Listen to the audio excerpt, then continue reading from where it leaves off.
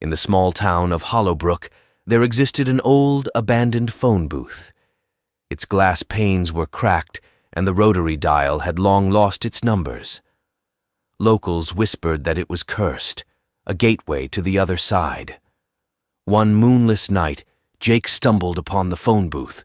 He was lost, his car broken down, and the rain pouring relentlessly. Desperation drove him to pick up the receiver. To his surprise, there was a dial tone, a faint, eerie hum. He dialed his childhood home, the number etched in his memory. The line crackled, and then a voice spoke, a voice that sent shivers down Jake's spine. "Hello, Jake," it said. "Long time no hear." The voice was his father's, a father who had died 5 years ago. Jake's heart raced. "Dad," he whispered. "Is that you?" The voice chuckled. "Oh, Jake, you always were the curious one, but curiosity has consequences." Jake's mind reeled. How was this possible? Was he dreaming? He asked questions, the kind only his father would know. The voice answered flawlessly, recounting childhood memories, secrets shared in hushed tones. "Listen carefully," the voice said. "I need something from you." "What?" Jake asked, his breath hitching.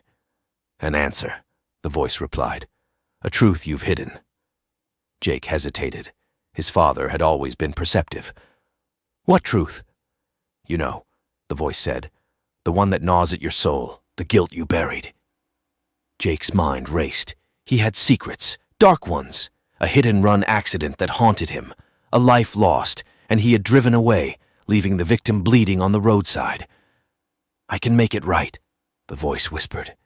"Tell me the truth, Jake." Tears blurred Jake's vision.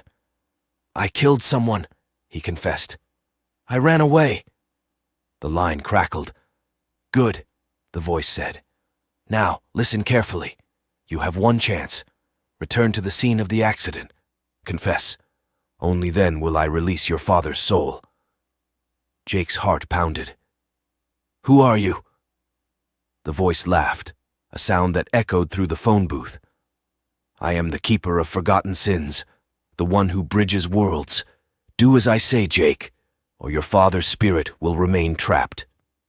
Jake stumbled out of the phone booth, rain soaking his clothes. He drove to the deserted road, the same road where he had fled. The victim's ghost awaited, a pale figure with hollow eyes. "I'm sorry," Jake whispered. "Forgive me." The ghost nodded, fading into mist. Jake felt a weight lift, a burden shared.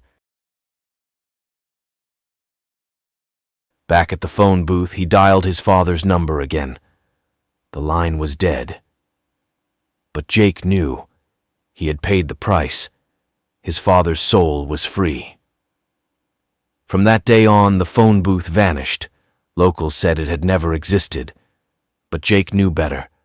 Sometimes, late at night, he heard a faint dial tone, a whisper from the other side, and he wondered, who else had secrets to confess? Remember, dear reader, some calls